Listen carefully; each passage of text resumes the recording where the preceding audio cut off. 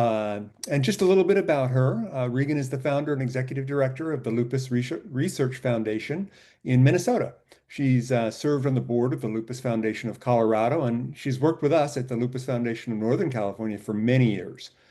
Soon after discovering ways to implement movement, you obtained your fitness certification and started teaching Regan moves. And 10 plus years later, it's still going strong, and so are you. She's also a motivational coach. She wants to share with others how she's worked through the emotional and physical aspects of a diagnosis. She helps people gain hope again.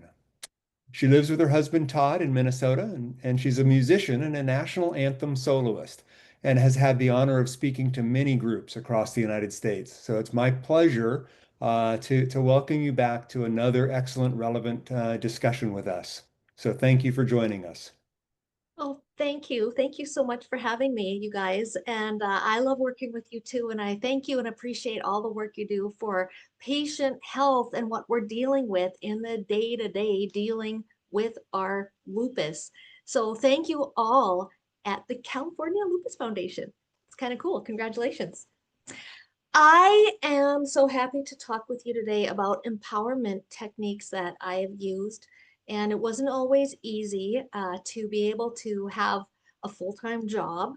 For many, many months, especially after I was first diagnosed, I went to no work for a few months and then part-time work.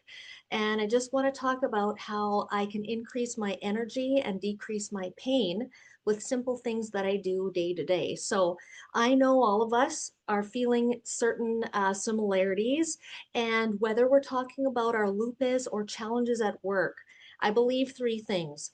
We are all in the same boat, which is we can feel like things are really challenging at once. Number two, it is okay to feel struggles. And number three, we can do it. We can get through this together. So today I want to talk with you about mindset techniques. And Jen already covered how we can increase our energy and decrease pain essentially through a healthful diet. I also want to talk about the teamwork, which is who we surround ourselves with and how we can intentionally improve that so that we can lift ourselves up, create that positive loop. So we lift other people up, they continue to lift us up, and then get to tools for our tool belt, which also turn into skills and the difference between tools and skills, and then creating our own reality. Because essentially, that's what we have to do when something major happens to us. So I like to say when I got diagnosed with lupus, I feel like a piano got dropped on my head. And again, now I'm in remission on medication. I'm still on prednisone and Plaquenil every day. So whether the piano is dropping on your head or you feel like you're carrying it on your back every day, let's talk about these techniques. If I knew then what I know now, and I know all of us can say this about ourselves, we probably would have spent a lot less time on the couch, literally and figuratively, right? And guys, Tom, I know you're collecting questions about today in the chat. And I do also want to say if folks have any questions while I'm talking and just want to interject, it's like putting up your hand. I'm totally cool with talking about that as I go through this presentation. It's fun to have that interactivity. So if it's And a question, I'm monitoring the questions. So if I see something during what about a topic you're covering, I'll share it with you. Yahoo! Thanks, Tom. That's great because even if we just want to insert a comment about like, oh, I experienced that too, or wait a minute, Regan, what are you talking about this here? Please speak up. That's what this is all about. Okay, let's talk about mindset first. And yes, I talk about these tools in relation to our own health and also in our work. But also, I want to talk a little bit more about being diagnosed with lupus and how rough that can be.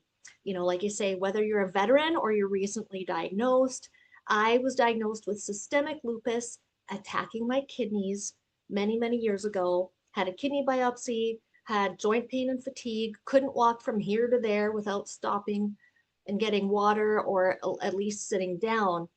And, the kidney disease has really calmed down by taking 2.5 years of or cyclophosphamide back in the day. And as soon as I started my medication, my lab work started to turn around and look more normal. My complements weren't so out of whack.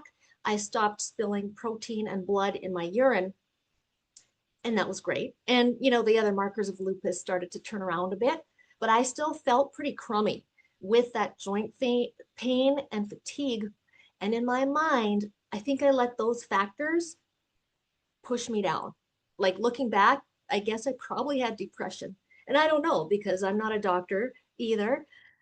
But my doctor did tell me after several years, Regan, I think back in the day, you probably could have used some antidepressants. So I hope folks won't wait too long before they ask for help with specific questions like, I'm feeling emotionally down. Okay. So I'm sure you guys have all been there. And I don't know if you have the manifestation of lupus like I had or like I still do, and what your manifestations are. But I bet you've had days where you just didn't want to get out of bed or days where you couldn't get out of bed. So some things that I do now day to day when I'm having pain or a struggle at work are I tell myself three different mindset keys. Done is better than perfect. Like Jen said, she's prepping meals ahead of time. I love that. I didn't know you could keep spaghetti in the fridge that long or rice. And that'll really help because I really don't like to cook anymore. And cooking for one or two, I love to cook for my husband, Todd, that's the exception, is difficult, especially if you feel like you have to do it every night. So whether I chop those vegetables up finely or just do whack, whack, whack and put like a zucchini in only two or three pieces in my saute pan versus, doing a better job of chopping it, it got done. And one of the keys that helped me is talking to a counselor when I was first diagnosed. And she said that she even had trouble finishing her dissertation for her master's degree, or actually, I think it was her PhD. And she told me that just think of it as itty bitty bitty. Like if you have to write something, don't feel like you have to complete it the first chunk. It took me years to write some of my papers. And once you start, it's easier to take a next step. So maybe, as we know, the hardest thing is to get started. Maybe in that moment, we tell ourselves, this doesn't have to be fantastic. This can just be itty bitty bitty, or I don't care. I'm just going to write something down. Okay. So done is better than perfect. Start small. Even if you tell yourself, all I'm going to do is write down one word. Just write down one word. And then maybe you look at it again the next day. The same thing can be applied to dealing with coworkers at work. If you're starting to feel overwhelmed, I used to go through this a lot at the office, especially when I was having a rough day physically. And if somebody would come into my office and want to chat, I might say to them, okay, I really have to work on this project right now, but I actually am having trouble with this one little area. Can you help me? I think done is better than perfect applies there too, because you might just say to the person, if you can just tell me one word that would kick me off down the road to get me started, that can help. It brings in your coworker and shows you respect her because you really do want to know how you can move on with this project. And B, it helps you both get back to work and back to your project. And focus, as we know in lupus, needs us to be intentional so that we can tell ourselves, I need to focus right now. It gets us back on the path of doing something that is good for us, finishing a project, relieving our anxiety, and being kind to ourselves and telling us, okay, done is better than perfect, itty bitty bitty. I'm starting to move the ball down the field. All right. Second thing I want to, oh, and if you guys have any examples of that, like if you're writing emails or you're really reticent to do sales calls or what have you, put it in the chat. Second thing in my mindset tool belt is easy is effective. And it's along the same vein. We don't have to do complicated things for something to be effective. In fact, I find that for something to be effective, it's got to be repeatable. So if you want to repeat something, I don't know about you, but complicated is like a no-go for me. I want it to be simple and easy so that I can keep doing it And the more repetitions I do, the better I get at it. And that's when I start to feel mastery over myself or a project. So an example of easy is effective is when we do a little exercise program later today. And again, done is better than perfect applies here too. Maybe we don't have to do a squat, which in certain times would make me cry, like out of pain. Maybe we just do a tiny shallow squat. Keep it easy, keep it simple. Maybe we don't do 5 squats to start with. Maybe we do one. And I'll show you modifications too. We don't even have to do a squat. You can modify a squat and still work that quad muscle and be very effective at increasing your strength. Okay, the third thing I want to talk about totally applies to work projects. It's not willpower, it is schedule. I don't wake up every morning thinking like, oh, I can't wait to tackle my work today. Most days I wake up like I don't want to get out of bed, or I'm still feeling achy, or my joints are creaky. It always takes a while to work out the kinks when we roll out of bed. Heck, I don't even like to wash my face first thing in the morning. I've had to condition myself to do that. And once I do, I feel better. But it's work. It's work getting ourselves ready, keeping our bodies in good condition. It's important to keep ourselves clean, wash that face, have good hygiene, have good sleep hygiene, and then get going to tackle your day. But I find that if I put it down on a schedule, whether it's just in my notes in my phone, on my Samsung Notes app, or in my calendar, or on a paper calendar, I always still write things down, then I get things done. There's literally no secret about it. I don't even like to use the word habit. So if you're starting a program, say for example, of meal prep, just write it down. Maybe you put on your calendar meal prep for 4 o'clock today. Or maybe to make it even simpler, you say, I will remove one item from my fridge and decide if I'm going to chop it up. Or maybe you keep it even simpler and you say, I will write down one vegetable that I will put on my grocery list. Like, where's my pen? I'm going to write down right now zucchini. And is it 2 C's? I always question, how do you spell that word again? But I love zucchinis. So that's really good. And it's an easy way to make ourselves healthy. But to start doing something like that, we all know that sometimes the hardest part is getting started. But with those 3 mindset tools, those can help you get started. Itty bitty bitty. So done is better than perfect. Easy is effective, and it really isn't willpower. There's not some magic thing that some people on this planet have that others don't. It's schedule. Another example of that is like you say, I don't wake up going, oh, and I can't wait to exercise. No, I see my shoes. That's my visual cue at the end of my bed. I put them on, and that makes me want to go walk in front of my TV. I just walk on the spot. Again, simple, done is better than perfect. Even if it's only for a minute, sometimes just getting started can turn your life around. Okay, so Jen talked about increasing our energy. I know following the Mediterranean diet, and we all have to run this by our doctor to get permission first, of course, really helped me. And the things she talked about today, like having healthy whole foods, fruits and vegetables, reduced my pain probably by, I don't know, half. And my cholesterol went down once I started following a Mediterranean diet and committed to it for about a month. But again, it doesn't have to be perfect. Maybe you just follow it 80% of the time or 10% of the time. Sometimes just getting started, again, can change your life.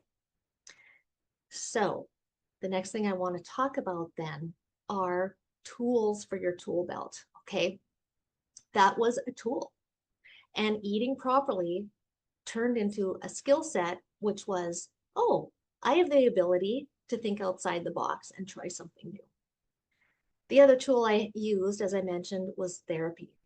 And going to therapy is a tool, but the skill set that was gained there was taking advice, which is hard to do when you're having a tough set of years and you want things for yourself and they're just not happening. It's hard to accomplish your goals when you have a major setback. But sometimes going to talk to somebody, and it doesn't have to be a professional therapist, maybe it's just a friend, but being really honest about what's going on in your heart and mind can help you figure out ways to navigate the situation. reconcile having lupus, but then figuring out how to move your life forward and achieve some of your goals. Goals that you even had when you were a little kid that you can still have. You can have everything you want. You have the power within you by putting these practical tools together to get you started down your road. All right. So another example of tools that I used are activities that made me feel good about myself, things that gave me joy. I came home one day and Todd was, my husband, was walking around in the kitchen and all of a sudden he just goes, joy! He screams it at the top of his lungs. So now I think to myself, okay, I want to have a moment in my day where I'm feeling joy. What is it that gives you joy? What activities do you like to do? Do you like to swim? Do you play tennis?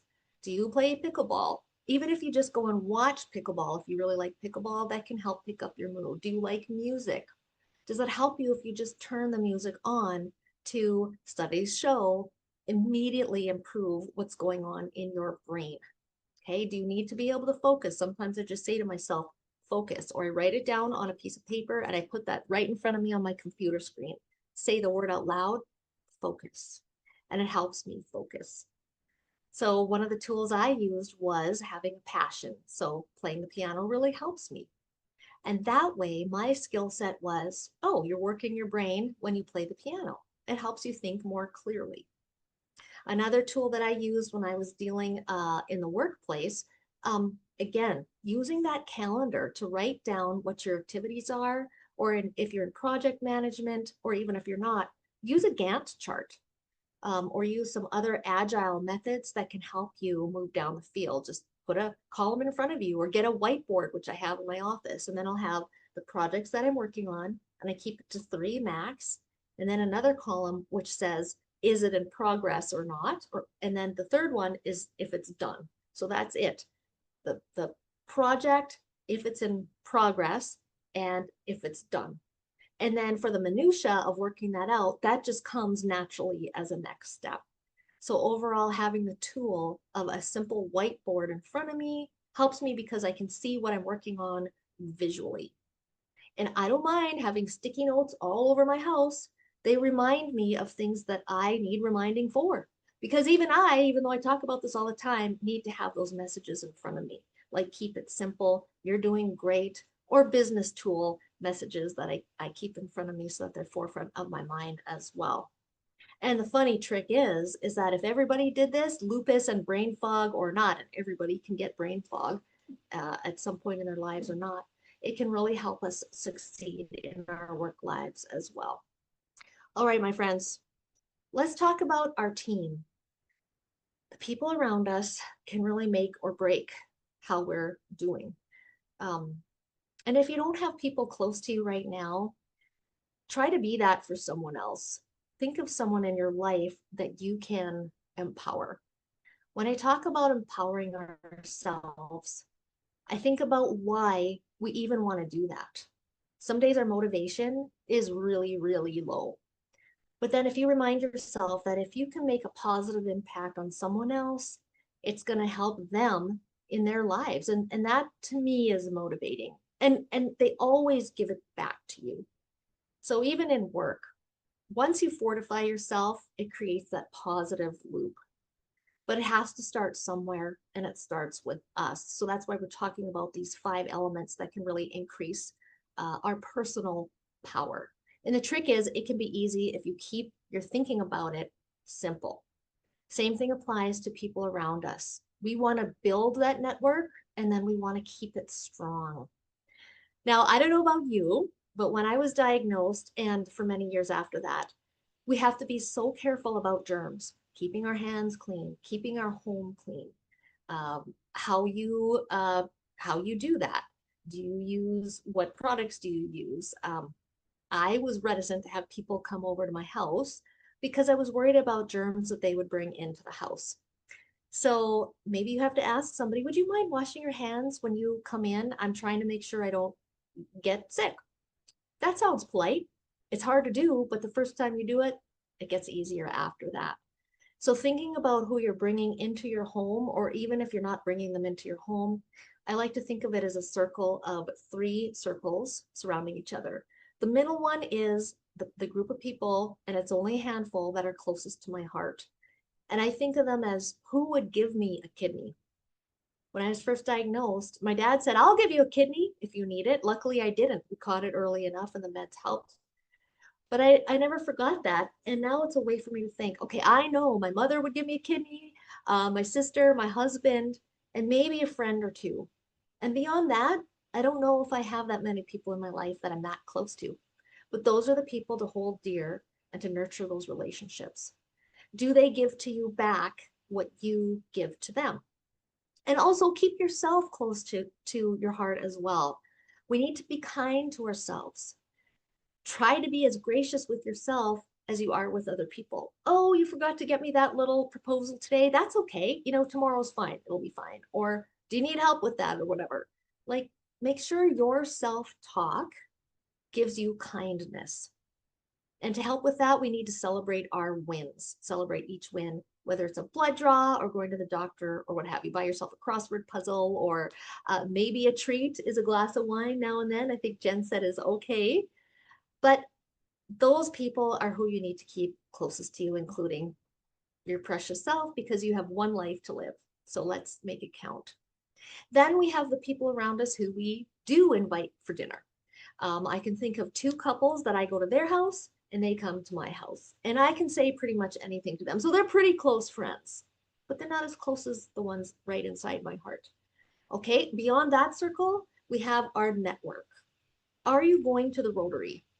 Are you going to a Chamber of Commerce? When I first went from full time to part time, I actually increased how many people I went to see in a day. And I was in sales at first, so that was a big part of the job.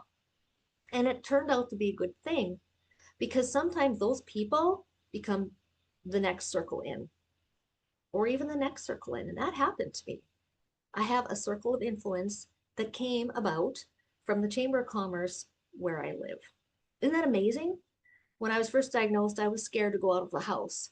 I was scared to interact with people. I didn't want to shake people's hands. So a tool for my tool belt was stand a little bit apart, smile and be gracious, but shake people's hands. Just have that bottle of Purell handy, or be ready to go wash your hands in the restroom. And make sure you don't touch your face after touching people's hands, but have that plan in place ahead of time so that it won't stop you from going out to do the things that you need to do. And again, make sure that when you're else, and cross an ocean for them, would they cross an ocean back for you? Would they just hop across a puddle? Start to be a little discerning about that. You have the right to pick and choose your family, which is your circle of influence. Okay, I want to move on now to talk about creating your own reality. When I was first diagnosed, I knew that I had to think about my life in terms of a new normal. And I wasn't ready to accept yet that I had a new reality. One of the counselors that talked to me said it's okay to have a healthy dose of denial. Not in denial about lupus, but in denial about how I was going to let lupus affect my life. So instead of looking like this could be a silver lining and overall, are we glad we had lupus? Well, maybe it brought us closer to our family or helped us slow down or learn how to appreciate people and smell the roses. Those are all fabulous things. But you had to get to that point, and I know you did it because I know lupus patients are strong, by being stubborn and creating your own reality, not letting other people dictate how you were going to think about your own disease or your life or the decisions you have to make. We create our own reality by sitting down and starting to make some decisions. Have an ambivalence chart. Tell yourself this about decision making. Every decision you make is good. Yes, walking down into the future, we might turn back and say, oh, I should have maybe gone down the other path. But you made the decision at the time with the information you had, with good intentions. So if that's what we do, is we know we're gathering information, I call it IG, information gathering. We're going to make a decision with good intentions. Then I'm going to relax and think, okay, Decision made, move forward. I didn't let someone else pull me along to make that decision. I did it myself. Whether I buy a yam or a sweet potato, or it's a bigger decision like whether I move across the country to spend time with and marry my boyfriend, which I did, and I'm so glad I did. Because I like Jen. I live in Minnesota too, and I love it here. But those are the kinds of things I'm talking about, whether it's a small or big decision. Tell yourself, I'm doing this with my full awareness, with my eyes open, clear eyed, and with the best intentions for myself and others. That'll help you stop second guessing yourself. So, whether or not you're looking for a better, more communicative doctor, take your step, take your chance. You can have the life you want. Okay, hopefully that can give you some comfort when you're in the middle of making a decision, which also applies every day at work as well. Okay. The second part about creating your own reality is making sure that you have a personal mission statement. Do you have one? Do you know what that is? Do you know how to get one? We've all seen mission statements all over websites for companies. But if you have one yourself, that can help you make decisions. So the easiest way to create a personal mission statement is to think about something that you feel passion for. And I'm going to give you a quick little rundown, give you 3 seconds to think of one word that makes you feel passion. 3, 2, 1. Okay, what's your word? You can build a mission statement around that. Mine is simple: to help find a cure for lupus through music and advocacy. What's yours? I hope you came up with something, and if anyone's willing to share their word after, then I would love to hear it. I first heard about that when I was working as a patent agent, and my boss said that his personal mission statement was to raise healthy adults. So A, I was shocked that a person had a personal mission statement. And B, his was pretty cool. He didn't say raise healthy children. He said raise healthy adults. So I'm like, oh, I can come up with a mission statement. Does it have to be as savvy as that? No, it can be simple. And mine is simple. It's in plain language, but it's something that I memorized that's in my heart because it's real. That's the real thing. It's authentic. And I think about that almost every day. I think of it more if I remember to put my sticky note up where I can see it every day. So be kind, be gentle to yourself, and think about ways that you can actually create your own reality. A couple of other keys that, and I've only had you for a few minutes here today, that we talk about in other seminars and when we're helping folks with motivation, is the good is in the getting. Again, back to our precious lives. I do hope that you guys can start thinking about, or maybe you're already living, a job that makes you happy, whether you're volunteering or your job is making yourself well right now, or you're working a 9 to 5 job. The good is in the getting is just another way of saying, let's not do the means to an end thing. You know, your journey is more important than the end goal. I believe that. Like I write down my goals. I have a vision board. I have a 3-year plan. I have things that I want to accomplish within the next year. I have a 5-year plan. I do. I write them all down, and magically they happen. It's magic. I don't know how it works, but empirically studies show, evidence-based, that when you write things down, they do happen. But the good is in the getting day to day. Like, are you feeling okay when you're going through the steps needed to accomplish a goal? Are you happy today? Are you feeding your soul? How do you feel in your soul? Because that is the essence of you, is what's inside. Everything that's on the outside, our carriage, basically our chassis, is just housing us. And I like to say, home is where you are. So I'm at home right now. I live in this body. I'm happy with it.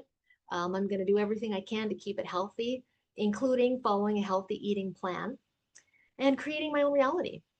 So those are the tools that I have for you. And right now, speaking of keeping a healthy body, I want to show you a few moves, and we can do some exercise together where we keep it easy is effective, and tools that you can use day to day when you're feeling strong and you want to make yourself stronger. So thanks. So Tom, I don't know if people have questions yet before I move into showing a few moves, or if I should go right into the movements.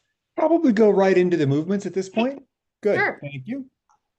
All right, let's do it, you guys. So this is my magic done is better than perfect outfit underneath my suit jacket. I love Zoom. It makes it easy.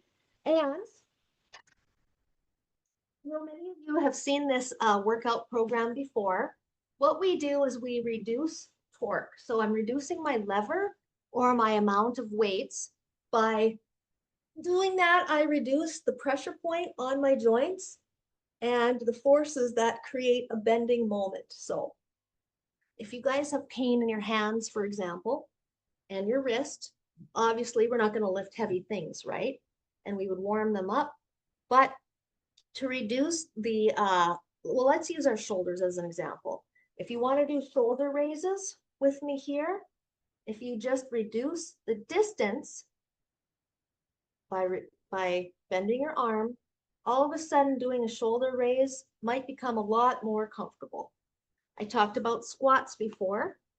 When you do a typical squat in the gym, the trainers will tell you, get your weight on your heels and sit back. Oh, well, this hurts my knees. But if I just hinge at the hip and then do a small squat, all of a sudden I feel nothing on my knees.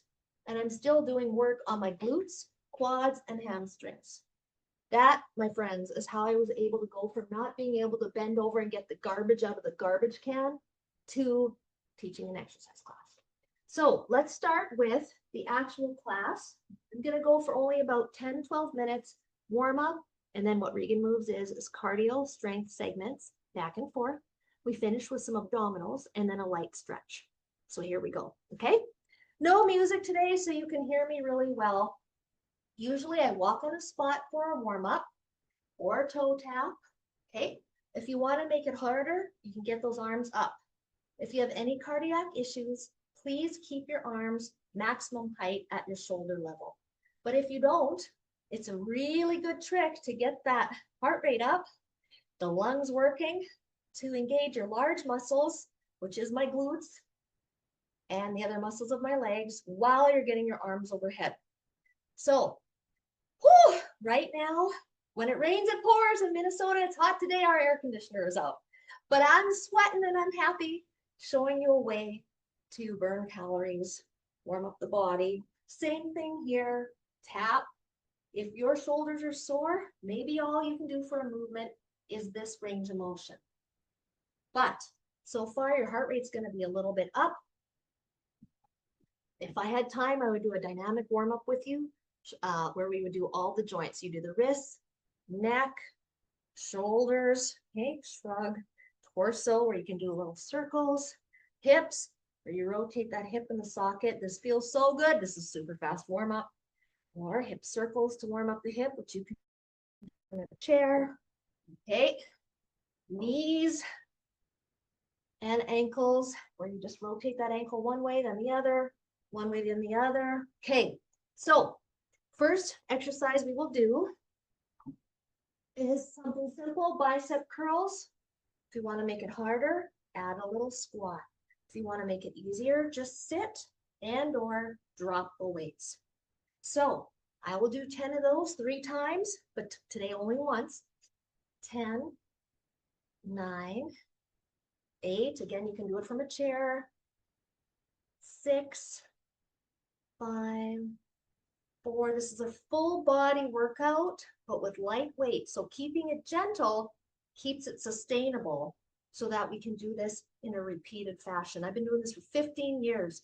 I lost 30 pounds. I've kept it off. Now, going to change the tempo. And this is a trick to increase your strength without adding a ton of repetitions.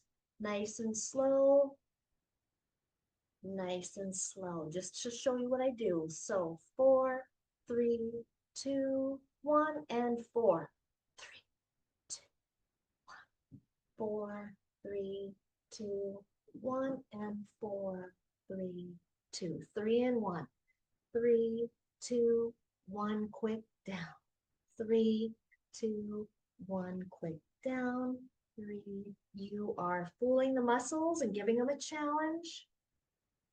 Reverse. Quick up. Slow. Go. Slow. Quick up. Slow. Quick up. Slow. Slow. Slow. Quick up. 2 and 2. 1, 2, 1, 2, 1, 2. This challenges the brain when you change the tempo.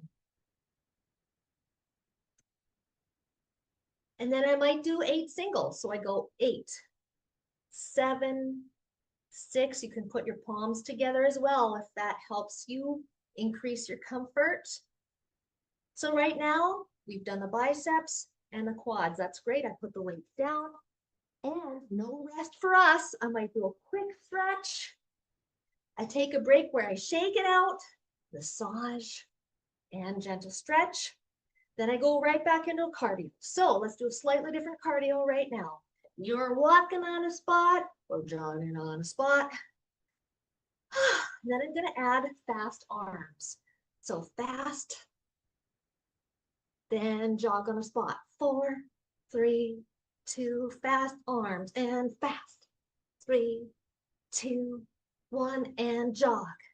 3, 2, 2 more times and fast. 3, 2, 1, and jogging. 3, 2, 1 more time and fast. 3, 2, now jogging and almost done. Now we're done. It's fun cardio segment. I never stop totally because we don't want the blood to pool. That's a consideration in lupus. Grab your water if you need it. Check your heart rate or see if you can hold a note. I wanted you to be able to talk when you work out with me and even hold a note like la. I'm breathing heavy, my lungs are working, but I can hold a note. Back to our squats to work those quads. Okay, this is a modified squat where again, you're not going back like this. You're hinging at the hip and doing a shallow pulse squat. Okay, so I might have you do this for a few reps. Then if you want to isolate / really work one leg, instead of doing a lunge like ow, that really hurts my knee. I just step on one side. I might lift this leg up or just transfer my weight enough, go up on the toe and do a slight little squat here, isolating this leg. So you get the idea. Making the pattern fun, we might go 4 in the middle, like 4, 3, 2. Now pick a side, 4, 3, 2, back to center, challenging your balance. Here we go. 4, 3, 2, 1. And so from here, instead of doing squats, if you can't do them yet, which I couldn't at first. In fact, my knees were so bad, I saw a knee surgeon. He said, if you don't start doing some of these exercises, you're going to need a double knee replacement. That was also around 15 years ago. Never happened because I took his advice. So knee lifts from a chair is exercise 1 of 3 to work your quads. And again, run this by your physical therapist or doctor, whoever you've got in your life helping you. Number 2, simply extend that leg without locking the knee. But that alone is something you can do in front of the TV at night or for an exercise fun piece at work at your desk. Okay. Oh, the third one is a simple raise. So extend and raise. Now, if you want to reduce your torque, reduce your lever by bending your knee and raising. So back to those knee lifts. That's what that is. Okay. So knee lifts, extension, and leg lifts. The other one that really helps your leg, especially that inner quad muscle, because we've got 4 quad muscles, is to plant your heel without locking your knee. So I'm planting my heel and squeeze that quad. Squeeze that quad. It's an isometric exercise, but make sure when you do this, you don't lock the knee. That's why I plant my heel on the floor. It's a good trick, right? To prevent me from locking my knee. Squeeze the quad. Your glute will squeeze too when you do it. You can see I'm coming up out of my chair a little. Now, what's important if you're going to do isometrics like this, I can feel that. Just by doing a few reps, I can feel it in the legs. But you want to start moving right after you do that too, again, because when you do isometrics, it increases the blood pressure in that area. So you can walk around or move the material. You're drawing blood to the area here by tapping. It's essentially like a massage gun. Okay, that'll help the blood circulate It'll draw the blood to the area, circulate, flush everything out.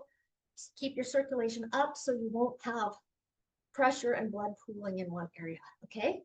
So now, guess what? It's time for a cardio again. I'm back to jogging on a spot or tapping on a spot. Let's do a cardio that uses arms and legs. So I'm going to challenge the brain a little here. I'm just doing heel taps and shoulder raises.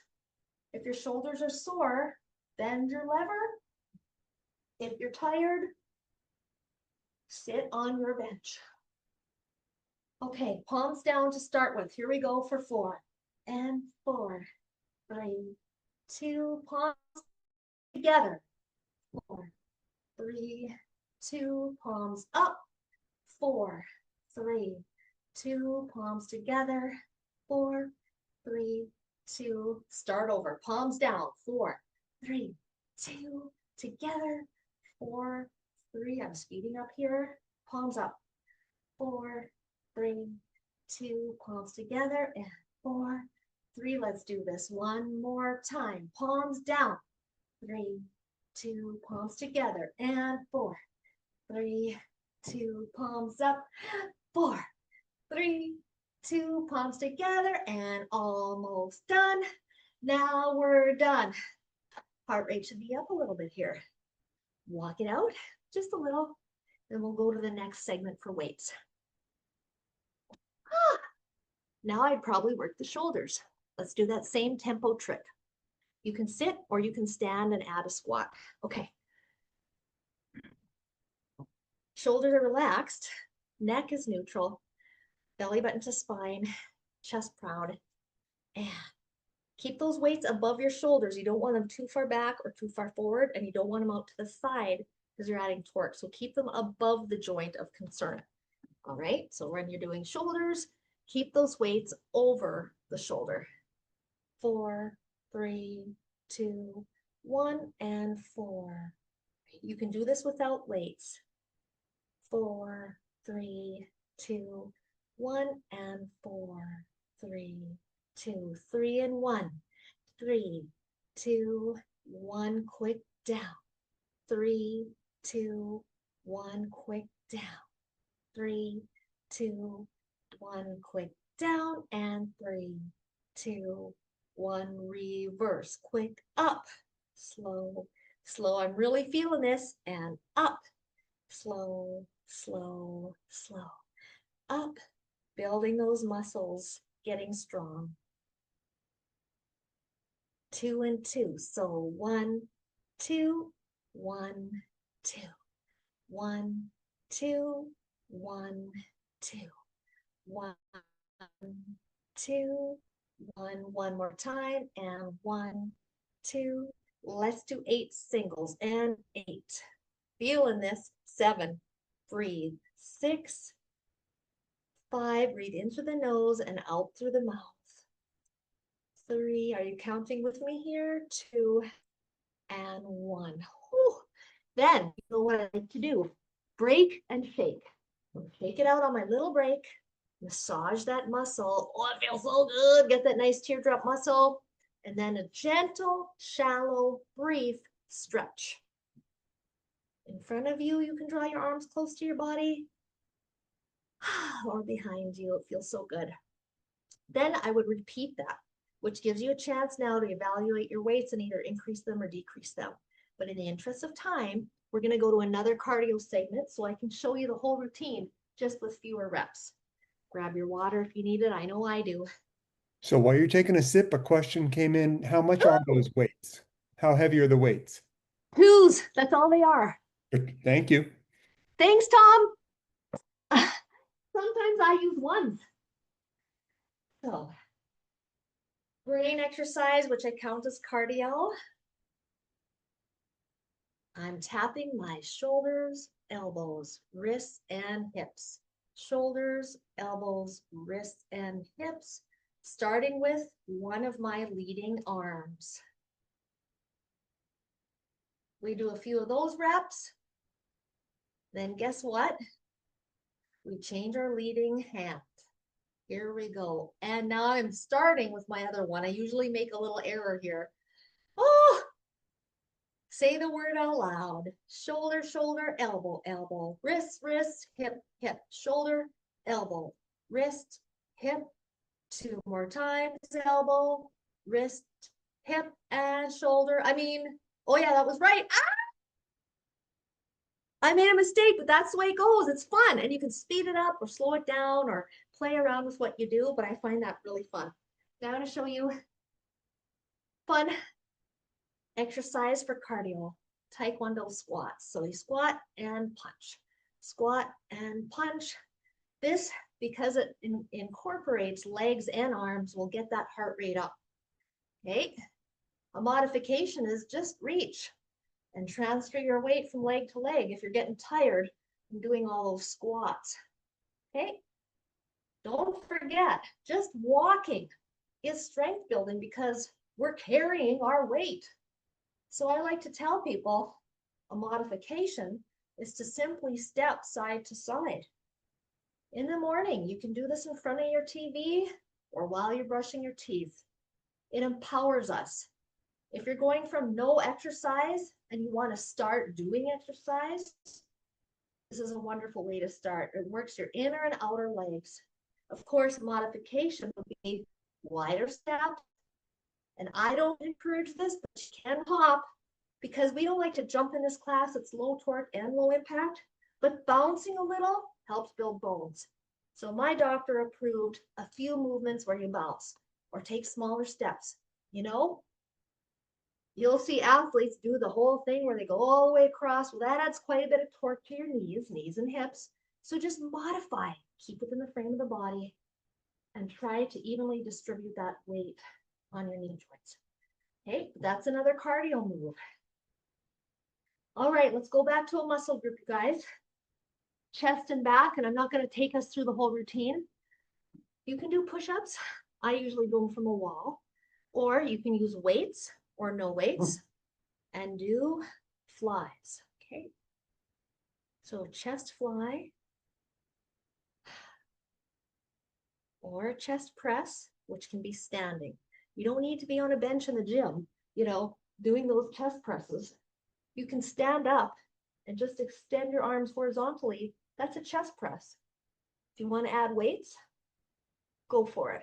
You're working your chest muscle right now. You're also working your muscles in your arms, of course, but you're strengthening that chest muscle. You can even squeeze the muscles of your chest. Pretty soon they're going to start showing. You'll see those muscles and it feels good. And you're giving yourself ways to functionally operate in life. And again, wall push-ups are another way to work that chest muscle. Okay, good. If you want to do an incline and do some chest presses, those are actually really fun. I find them challenging and interesting. Now, a couple ways I work the back. We'll go from simpler to harder. Pretend you're squeezing a pencil between your shoulder blades and hold. Relax. Okay, we'll do a few more of those reps.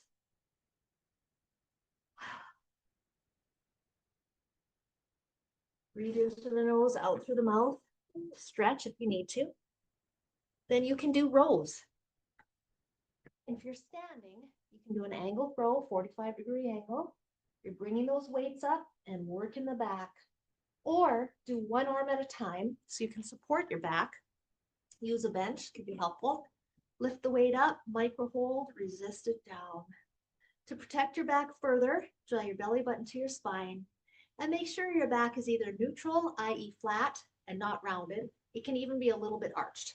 And mine is, I'll just show you, mine arches a little bit when I do these, like so. Okay.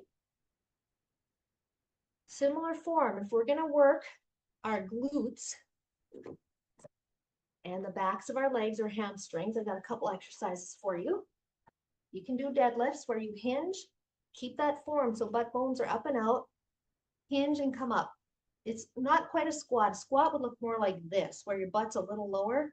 If your glutes are a little higher, you're stretching your muscles as you lower your torso, okay? And as you stretch and load a muscle, you're working it. So that's a good morning. which you can do from a bench, okay? Reverse deadlift, you would just hold weight, keep them close to your body.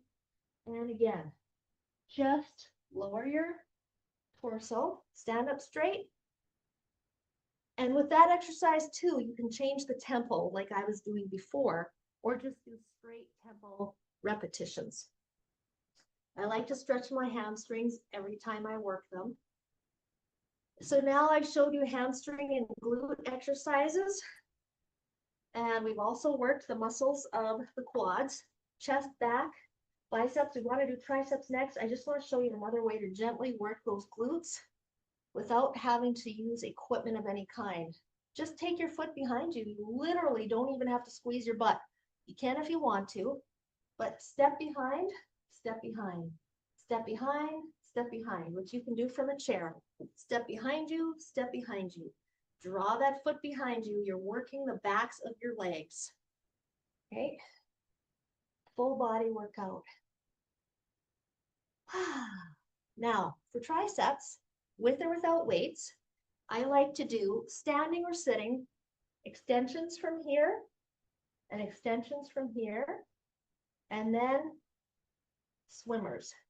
So I'm going to do it without weights today. If you're going to do extensions from here, you can add a squat if you like to, or be seated while you do your extensions. So I normally do 8 here, but I'm going to do 4 in the interest of time. 4, 3, 2, keep your elbows fixed in space. Here, elbows are fixed in space, okay? They're not moving. Fixed in space behind you. Extend, come back. Extend, come back. Hinging, come back. Hinging, come back. Micro hold at the top without locking your elbows. Don't lock your elbows. And resist it down. So micro hold, resist. Micro hold, resist. Micro hold, resist. Micro hold, resist. Swimmers, you keep your hands as close together as possible behind you. So not here, but here. If they get too close to you, you start bending your elbows. So I try to keep my arms straight, but without locking my elbows. And I pulse and hold. Pulse and hold. It gets harder if you hinge more at the hip because now you're fighting gravity more. Maybe you need to sit down, but to protect your back, belly button to spine. Or do one arm at a time while you place your weight on your hand, on your knee to protect your back. Good tricks, right? These are ways to reduce your torque and safely support the muscles around the joints while keeping your joints safe so you can be stronger. Take a break, do a gentle stretch here. Whoa, I don't want to do too much. I can feel it. Now, let's quickly do some abs so I can show you ways to strengthen that all-important torso, not just the front of you, but your back as well, to support your whole body throughout the day. Always breathing in through the nose, out through the mouth. Keep that belly button to the spine, and you're going to get stronger in your abdominals, okay? Let's do a little routine. Sit-ups and then kickies. So here we go. 4 sit-ups. If you want to make them harder, you can hold weights close to you. Whew. I like to just balance when I do these. So 4 sit-ups. Now I'm going to kick like a little butterfly. Then I'm going to do crossovers. And then I'm going to work the inner and outer parts of my legs, but I have to balance and hold myself upright. So this is an abdominal exercise too. Okay, it's harder if you just do it in the air and you don't put those feet on the ground. So whatever floats your boat. So let's do that twice more, okay? Everything's in 4s. We're going to go 4, 3, 2, 1. Are you doing it with me here? And 4 seconds. 4, 3, 2, 1. Now crossovers. 4, 3, 2. I'm feeling this. 1. Adductor, abductors. 4, 3, 2, 1. So that's a nice exercise routine you can do. Keep it simple. lower your range of motion to start with. I'm just stretching my hip flexor here. Because when you work those legs, you can feel it in your hip flexors. Hip flexor stretch, slightly lean back. One of the other fun exercises I like to do is a Pilates move. I slightly lean back. I'm going to hug one knee to my chest, and I'm just going to hold it. And then if you can, I'm going to balance and extend an arm and hold. Breathe. 4, 3, 2, switch arms, and 4, 3, 2, 1. Okay, now I'm going to switch legs. 4, 3, 2, 1, and 4, 3, 2, 1. Okay. Pulse, pulse, pulse, pulse, pulse, pulse, pulse, pulse, pulse, pulse, pulse, pulse, and pulse, pulse, pulse. Can you balance by bringing both knees to your chest? Hold, hold, hold, hold. Breathe in through the nose, out through the mouth, squeeze that belly button to your spine, and relax. Do it again. I use momentum to get the knees up. So momentum, lift, lift, hold, hold, hold, hold. Maybe you do a nice ankle rotation here while you're waiting and holding and balancing and working that whole torso. Okay, good. Now, can you lift both legs in at once and not use your arm? Oh. Okay, so those are more advanced moves here. Again, I'm using momentum a little bit to get my legs up. Oh, that's hard. Some people can do it with a straight leg. Oh, I don't recommend that, not to start with. But you can start with a bent leg and then extend and hold, extend and hold. Okay, you can even pulse that leg. These are a little bit more advanced moves, but all that you can do from a chair. And when you get your legs up like that, you're really working that lower part of the rectus abdominis, which is great. Again, you're going to have to stretch those hip flexors because when you lift the knees into the chest, the hip flexors are doing a lot of work. Now I'd work the sides as well of my trunk by doing turns. Keep the arms at 180. Okay, and leans. Everything is square. No bending, no twisting. Stay square and hold. Stay square and hold. And you would do a few reps of that each. And this also challenges your balance. Okay, you can make it harder by adding a pulse, just like so. Okay, so everything has degrees of difficulty here. And don't forget to work your back, the whole erector spinae, the long ones that go up and down your back. Again, good mornings can really help what you can do from a chair. So we've worked our whole trunk, our rectus abdominis, our obliques and transverse obliques, and the back. And it's fun. I love finishing each class by doing chair abdominals. But once you get some muscles, they're with you for life. Then it's just routine maintenance. Again, easy is effective. I like to take a moment to take 3 breaths of gratitude here. Are you grateful you finished your workout? Do you feel great gratitude for the people and loved ones in your life? What are you most grateful for? Let's breathe it in. Breathe it in, everybody. Come on. I'm grateful for my husband and my family and friends, and all of you for hanging out with me today. Breathe in that air deeply. Don't forget to stretch later. Breathe in through the nose.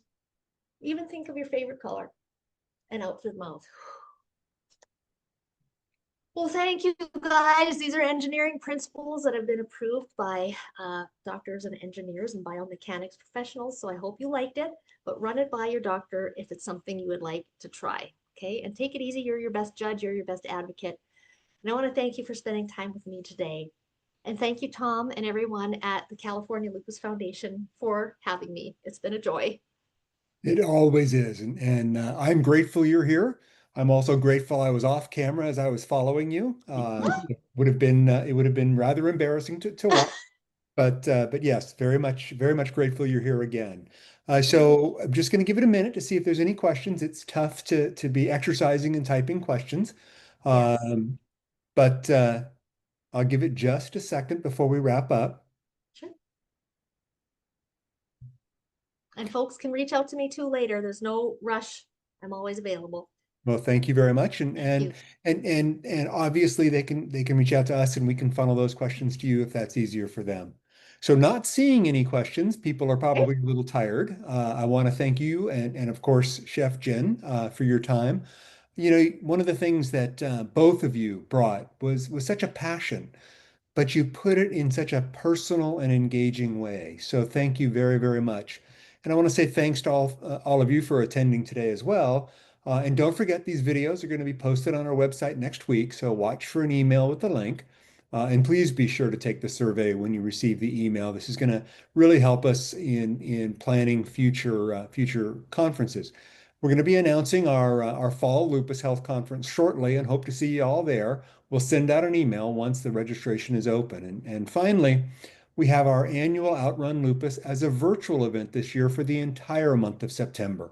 You can register on our website at calupus.org. This is a great opportunity for you to put in some steps for a great cause and track your competitors throughout the month of September. There'll be great prizes, great fun, and as I said, a truly great cause. So I hope like you, or like me rather, you've all enjoyed the conference today. Thanks for joining us and enjoy the rest of your weekend. Goodbye. Thank you. Thank you. Bye-bye.